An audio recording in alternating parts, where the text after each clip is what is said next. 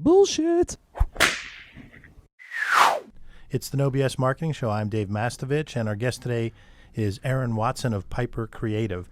Aaron's a talented storyteller who's created a unique way to help leaders and companies present their ideas. He's host of the podcast Going Deep with Aaron Watson. He's also a speaker and a champion at Ultimate Frisbee. Aaron, welcome to the show. Thanks, Dave. I'm excited to be here. We're happy to have you. We met through a couple of different podcasting events, and I was just impressed with the approach you're taking. I think it's really unique, and you have a lot of ideas and value to bring to our audience. So let's get started by hearing about your journey, your career path to date. Beautiful. So I graduated from the University of Pittsburgh at the age of 22. Like you mentioned, I'd won the 2 national championships with the Pitt Ultimate team, and a PhD in Ultimate Frisbee doesn't get you very far in the business world. So started consuming a ton of podcasts and really felt like I got distinct education from shows like the Tropical MBA, Masters in Business. I could go on and on down the list in perpetuity, but started poking around into what does it take to start your own show. And what I realized is the equipment really isn't that expensive. The skill set, like almost every skill set out there, is attainable as it pertains to interviewing and editing and finding guests. And if you have a bit of a sales background, like pitching someone to be on a show is pretty easy. Hey, come talk about yourself and then I'll share your story with people. Like that's a relatively easy thing to sell in the grand scheme of things. And from that point, I just couldn't get the idea out of my head of giving it a go and seeing if I could make it.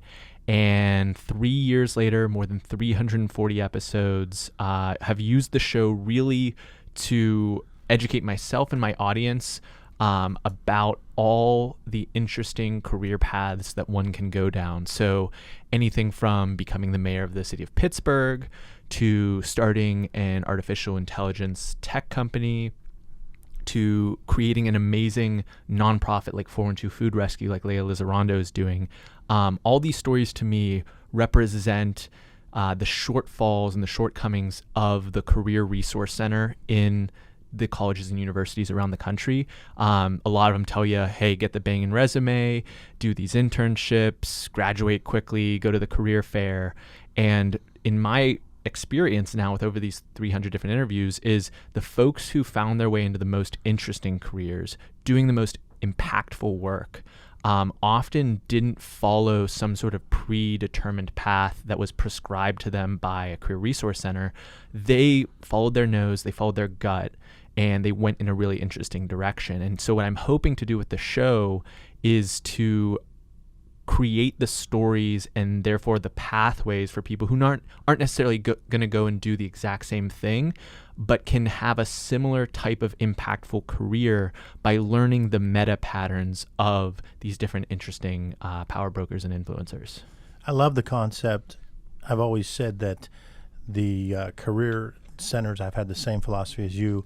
I've also thought that the universities often promote those career centers and the percentage of people getting jobs, and they also then talk about their famous alums, like Indiana University of Pennsylvania says that one of the founders of YouTube graduated from IUP, and that's great. But what you and I both are passionate about is telling all of these real life stories of people that maybe you wouldn't hear about, but are doing things that they're passionate about and doing them well. So when you go back, you said it's been 3 years and 300... Today, episode 344 went out with Griffin Schultz of Rapid Flow Technologies. So it has been a wild ride with a lot of work. Well, I can share your thoughts on the work. We celebrated our 3rd anniversary a couple of weeks ago. We're at episode 265-ish, and I can tell you exactly the same feelings as you. It's a lot of work, and sometimes there's some frustration as you're wondering when you're getting listeners and so forth. And what's your thoughts on that? Because I have a lot of ideas and thoughts about how there's value in a podcast regardless of the volume of listeners. I'm more about the quality of listeners. What are your thoughts on that? Yeah, I'd agree with that. And one of the most impactful pieces of advice that I got relative to that arena was from Russ Roberts, who is one of the more renowned economics professors. He hosts a show called Econ Talk, which has been around since like 2006.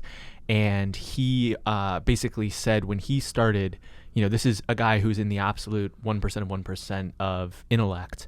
And he said, I started it and I could talk to 200 people. And I just thought that was amazing because that's bigger than anyone that shows up to my seminars. And just to have that classroom for someone who's has so many options, has so many avenues you could go down, to be excited about a number that isn't Tim Ferriss, isn't Joe Rogan, isn't going to get you the Casper mattress or whoever sponsors podcasts these days, Squarespace, advertising relationship, that he could be that excited about it and be so oriented around the impact that he can have with a show of that size, really reframed things for me. Because quite frankly, I started off and I didn't know how to edit. I had never hosted any sort of show whatsoever before. I had very little experience in any form of media outside of the highlight reels that we do for our Ultimate team.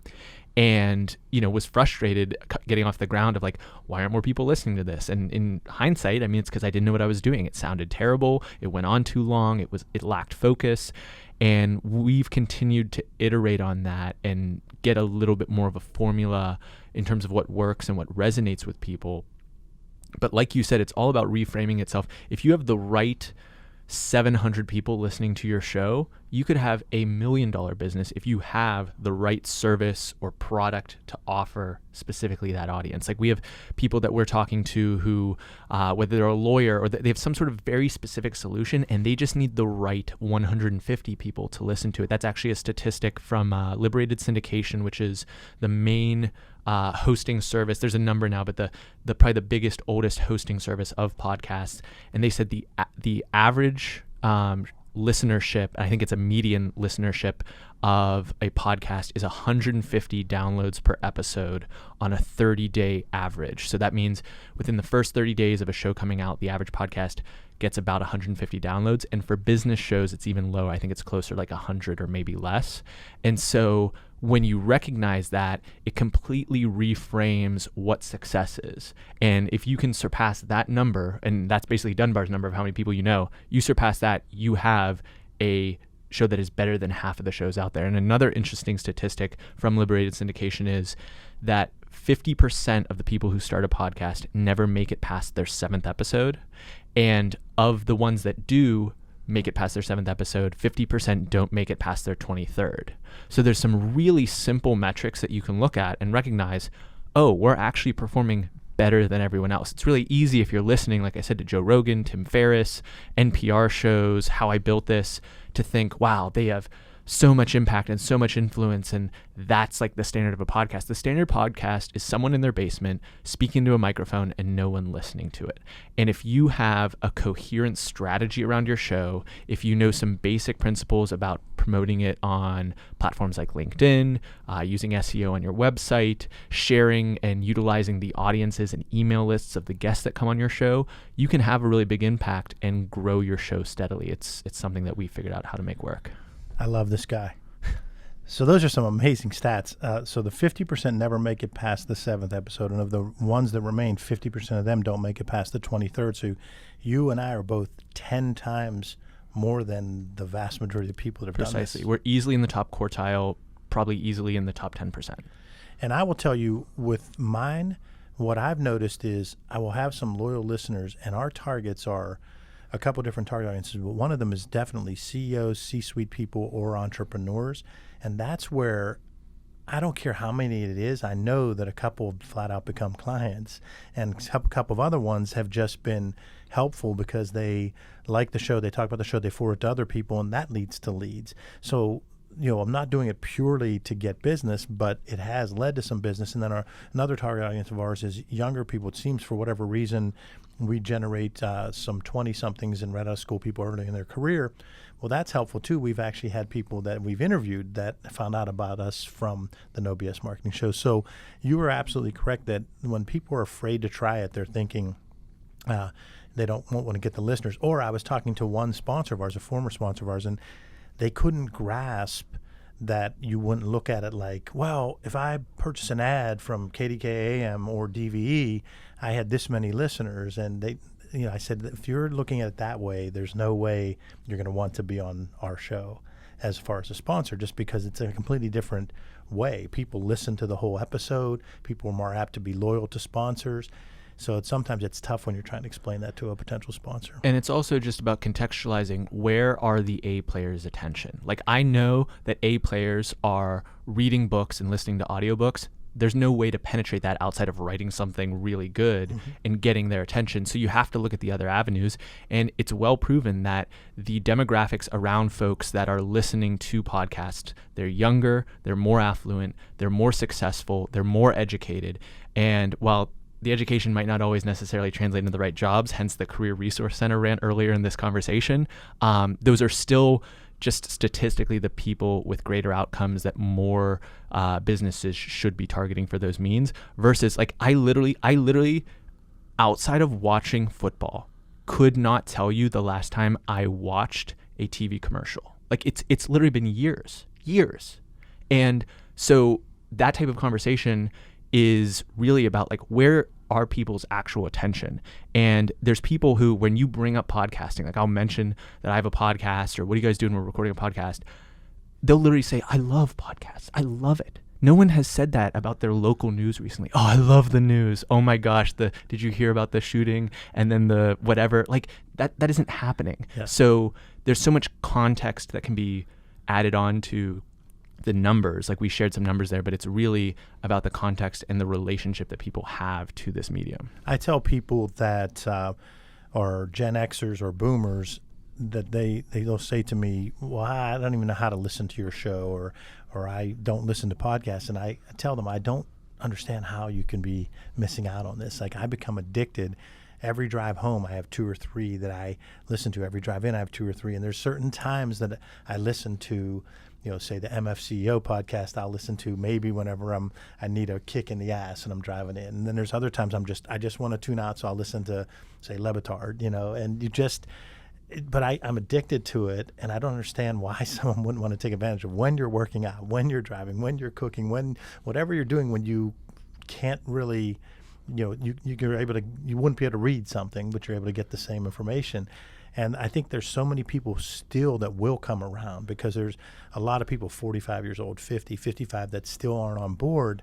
They're going to get on board. So then the early adopters like you and I that started these podcasts and built the infrastructure, we're going to have an opportunity, and because those people are going to start listening eventually. Here's another mind-blowing, I'm stealing this from someone else and I'm blanking on where it came from, but podcasts are the only form of augmented reality that currently works. So there's no glasses you can throw on and like see little profile pages next to people's heads and that's, their whole bio and whatever statistics about them. It's the only form of augmenting your reality. Like I don't mind grocery shopping because of podcasts. Like grocery shopping is brutal. You walk up and down an aisle and do the most mindless work of just picking things off shelves, putting them in your cart, waiting in line, waiting to check out. I don't mind, because I can listen to another fantastic economics professor, Tyler Cohen, interview some Nobel laureate about some obscure topic, and it's so deeply intellectually stimulating while I'm walking around in Giant Eagle in Swissvale. That is paradigm shifting, and I think that's it. To me, the experience is getting back to whether it's CEOs or CMOs or whoever's listening to us right now, like that's something that people either get or they don't get. And with Piper, my company, and when Hannah and I talk to different clients and potential clients, we're very quick to assess, like, does this person get it or not? Like we're not in the business of really shifting someone from completely not getting it to being all the way in.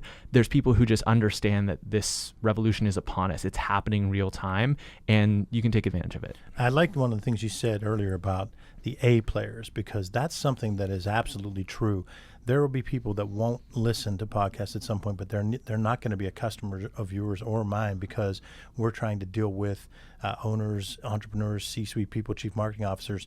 And those people that aren't willing to do that are probably not going to be in that position, because the A players tend to do what you said. They're wanting to have an audiobook. They don't want to waste any of their downtime. When they're on a plane, they want to be listening to a podcast or an audiobook. So I like that whole avenue about saying that the podcast listener is an A player. I totally agree. It's everyone who I meet who is like a regular listener of the show, it's incredibly infrequent that I'm like, wow, that like, what a doofus. They're all with it. Yes. So tell me more about the beginning, because I know when we began the No BS Marketing Show, how different episode 1 sounds from episode 50 to episode 100. There's trials and tribulations we went through. Talk about it so that people that are considering maybe starting a podcast realize that it's worth the pain. Yeah, absolutely. So the pain when you're starting off is just really in not knowing what to do, and there's a number of mistakes associated with that. Setting up your gear correctly, like basic mic technique. Is your mouth the right distance from the microphone? Have you eliminated other sounds so that it's relatively quiet? Are you distributing it in the right places? Is it on the right platform? Have you added bumper music? Have you added a concise intro? You're not rambling on and on for 3.5 minutes before the actual meat and potatoes of the conversation episode even starts. Keeping it concise, respecting the audience, recognizing that in simply delivering a valuable, entertaining, informative experience for the entirety of your show, that is what's actually building the loyalty, so that down the road you can sell to this person, you can suggest your offerings to them. One of the things that we did as we evolved and had bigger guests on and got more listeners and got more effective is an outgrowth of the show became the Going Deep Summit, which I held in January of 2018, which featured 8 previous guests on the show. And at that point, I think it was over 200 episodes. So I'd spoken to a lot of people, and it was very apparent that the 8 people that I invited to speak were the A player's A player. They were particularly articulate. They had an amazing mission. I could trust them to walk up on stage, tell their story, inspire people, change perspectives, and just generally take the conversation and the headspace to a new arena.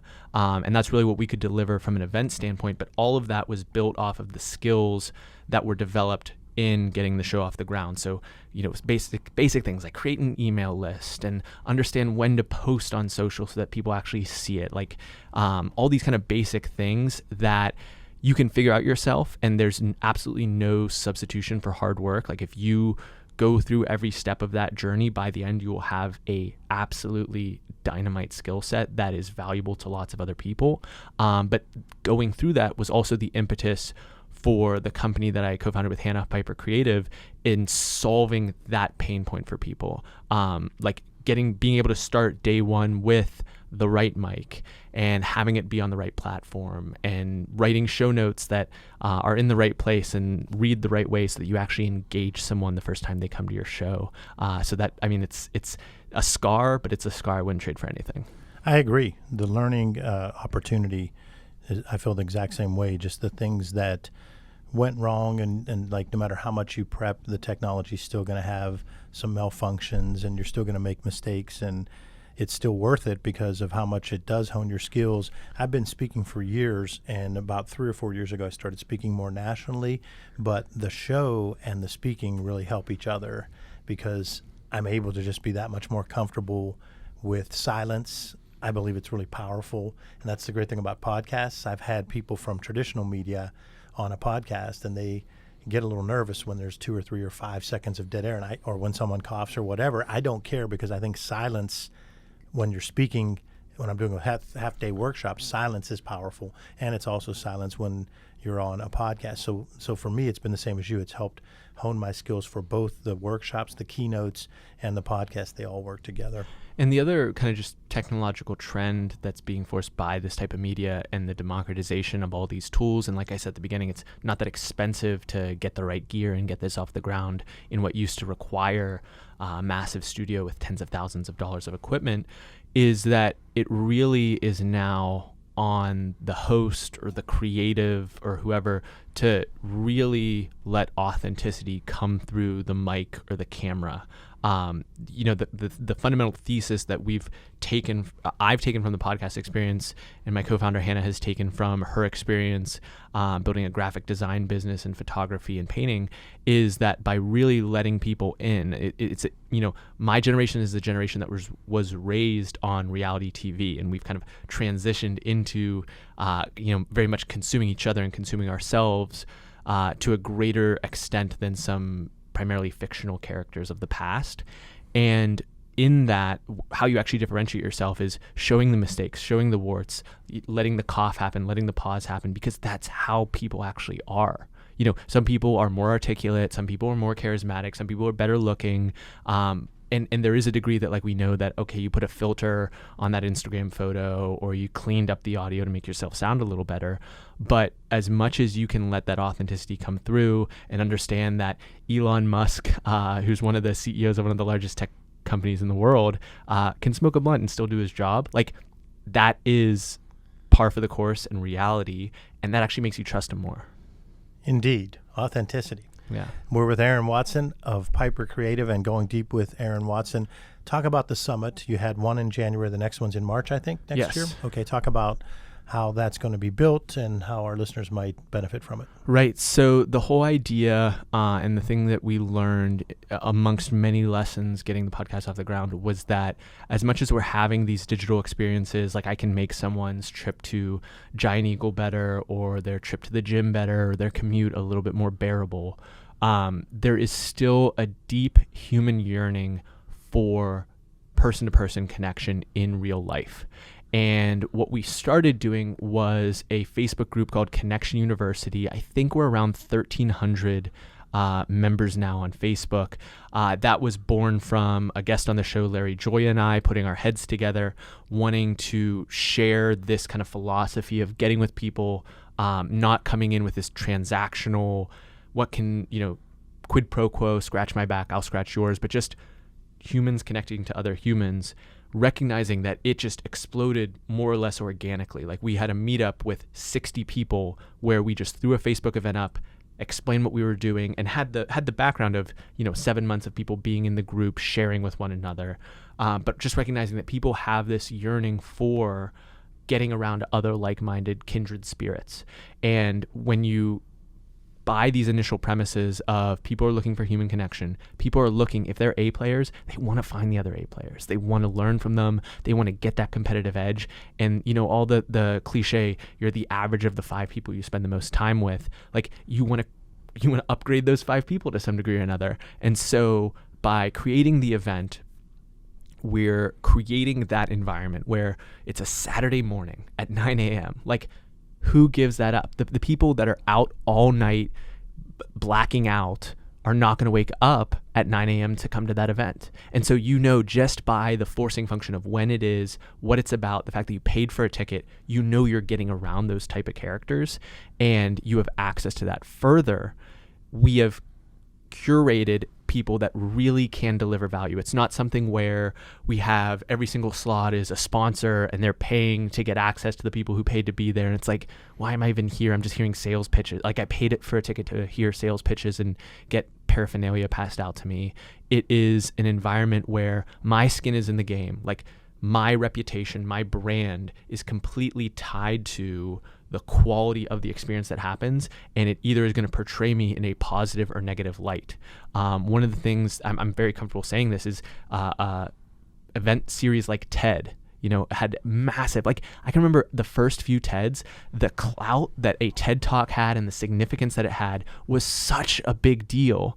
And now it feels like every other person in my Twitter timeline has a TEDx talk, and that is, to some degree, the purveyors of it selling out, cashing out. They can say whatever they want about democratization of access, but they've just watered it down and lowered the quality. Agreed. And the person that hosts a lot of these events, what people don't realize is someone who is more or less sub-licensing the brand for a local event. There's very little impact and influence and connection from the top curators because they're just primarily focused on the main TED event.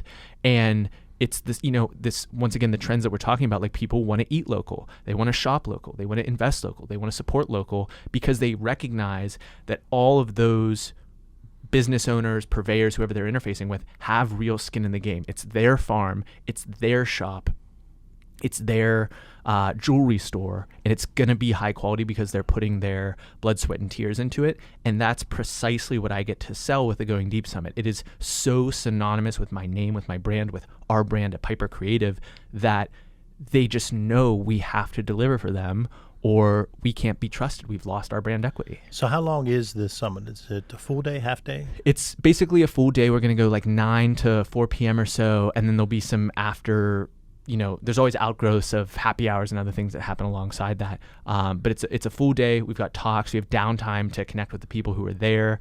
We're still working out some of the food and beverage details of attending, but anyone can find out more by going to goingdeepwithaaron.com/event, which has all the details and the speaker announcements as they come out. Okay. So last year's, how many speakers total? We had 9 speakers, but it was 8 talking sections because one of them was 2 speakers at Pittsburgh charter schools who co-presented about building more empathic societies and starting at the ground level with our next generation. Excellent. So Aaron Watson, Going Deep with Aaron, and that's the podcast show, plus you've got the summit. You also have Piper Creative, which you've talked a little bit about, but let's walk through more about how you help companies with creative new ways to tell their stories through podcasts, vlogging, events, Instagram. How do you do it? The best way I can describe Piper Creative is the storytelling infrastructure for brands and companies. What we're not going to come in and do is redo the SEO of your website or redo the logo of your company or the story that you're trying to tell or what you're selling. What we're going to come in and do is, okay, you have an exciting new healthcare startup. You have a new resource for women to find jobs in the modern economy. You have perspective as a marketing executive and you want to get your word out there. We will be the infrastructure layer of, okay, all I need you to do is get in front of the mic, share that perspective. All I need you to do is stand in front of the camera, share that perspective. We will take care of getting that produced, edited, looking right, in the right place, have a suggestion for the right time to post it, the frequency, the schedule, because that's not the skill set that you need to devise. If you are one of the best psychiatrists in the world, what you need to do is to continue to help patients and share your perspective, what you know, what you've learned with other people so that you can positively affect lives. You don't need to go into Libsyn and understand how to syndicate your RSS feed to Stitcher so that the 3% of podcast listeners that use Stitcher instead of iTunes or SoundCloud or one of these other platforms can access your show. Like, that's just not a fundamentally valuable piece of information for you. So we will take that off your back. Similarly, if we are going to create talking head videos for LinkedIn because you're selling to a B2B audience and you want to share your perspectives on the the specific way that your marketing technology platform differentiates itself and gets better results for people, all you need to do is have those talking points ready, stand in front of the camera. We'll coach you through that messaging and getting your message out there. And then we'll take care of editing it all and telling you when to post it on LinkedIn, because you don't need to know that. You just need to continue developing and selling the marketing technology platform. So we're that infrastructure layer, and we're building a cool brand with Piper along the way. Well, it's a no bullshit approach, which is why we clicked the first time we met, because you're actually getting things done and you're focusing on what others shouldn't be focusing on. Because you point out something, one of the things about Mass Solutions that I need to do more of is have someone like you disseminating and fixing and taking our content to another level, because I shouldn't be doing what you just described. And that's true of any of these businesses that are out there that you're working with. So you're being no BS because you're pointing out exactly what they shouldn't be doing and how you can fix it for them, and you're getting results and you're doing it on time and on budget. So I'm a fan, and I also agree. I love your merch page on your website. You looks like you probably sell a lot of it. It made me say to my team, why aren't we selling any merch for the no BS stuff? We have no BS shot glasses and stuff. We need to be getting that on there. You inspired us. It's fun. And we eat our own dog food too, which is really important, because there's absolutely no piece of advice or service that we offer that we're not doing ourselves. So right now, for those of you that are only listening, my co-founder Hannah is in the same room. She is shooting footage for our vlog. We put out a new episode of our vlog on YouTube at least 2 times a week. We're trying to get up to like 5 or 6 times a week, putting content out at scale. We break those little pieces apart. We have another person on our team who is an expert at going in and saying that 1 minute and 15-second moment was particularly poignant. Let's pull that out and put that on LinkedIn. Or let me resize this for a square sized viewership and position it for Instagram. And even further, we're producing 2 podcasts a week, which is how we meet new great people. And all these things are working for us. Like, we're not, lying on the street struggling. Like the company is growing, it is working for us, and we can then confidently sell this offering because we're practicing it day to day. We're going to hear more about that because there's a couple of funny stories that I know of, and I'm involved in one that we're going to touch on when we come back with part 2 with Aaron Watson. Thanks for listening.